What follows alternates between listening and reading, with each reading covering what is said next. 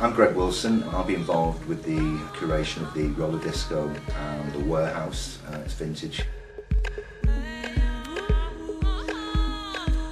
We're bringing in DJs from the kind of early to mid 70s through until the start of the rave era, which is like the back end of the 80s.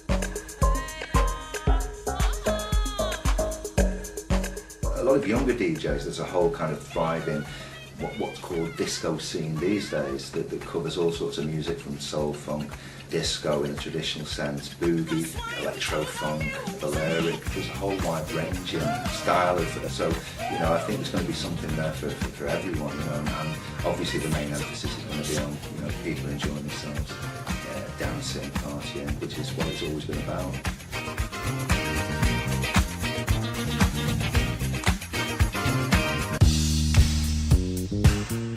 Going back into the 60s and the 70s, DJs, had a real knowledge of music and black music and a love of that. And even the fact that we have magazines in this country like Blues and Soul, a specialist black music magazine that dates back into the 60s. I mean, I don't think even America had like a specialist magazine like that. So there's a very British identity that I think needs to be understood and celebrated.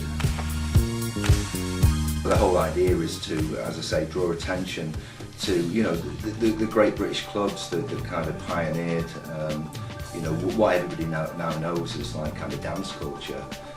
It didn't just start in like 1987 when a bunch of British DJs went out to Ibiza. There was a whole thing going on before that, and that's what we want to draw attention to.